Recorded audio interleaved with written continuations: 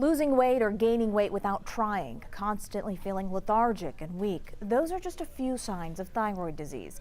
January is National Thyroid Awareness Month, and in our series, Wear the Gown with UT Physicians, we take a closer look at the types of thyroid conditions and why it's important to know the symptoms.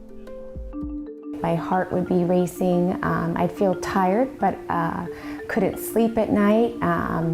My body felt weak. Amanda Spielman was in her mid-20s when she started noticing alarming changes in her health. I was losing weight, but my eating habits hadn't changed, so I would be hungry an hour after eating a large meal. After her symptoms persisted for several months, a blood test determined she had Graves' disease, an autoimmune disorder that causes hyperthyroidism. What is that? And how did I get that? And why did I get that? Dr. Philip Orlander, an endocrinologist who treats Spielman, says Graves' disease is one of the most common forms of an overactive thyroid. Thyroid disease is common. More than 12% of the U.S. population will develop a thyroid condition in their lifetime. It's more common among women and can happen at any age.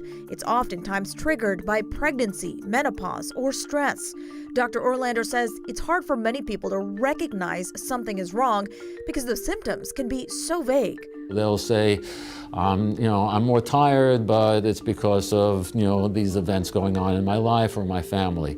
My heart's beating faster, but that's because I'm drinking too much coffee. I'm losing weight, but that's because I want to lose weight. Conversely, hypothyroidism is a condition where a person has too little thyroid hormone in the blood. He or she will also experience fatigue and weakness like those with hyperthyroidism, and instead gain weight or have trouble losing weight. In many of the treatments that we give for hyperthyroidism, the end result is hypothyroidism. So we're basically dealing with both sides of that.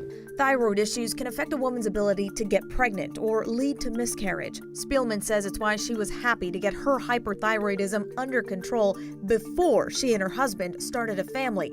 Now she's a mom to 3 little girls. It was just something I had to figure out how to deal with because, the most important thing was feeling better. If you want to learn more about our series with UT Physicians, go to khou.com/wearthegown.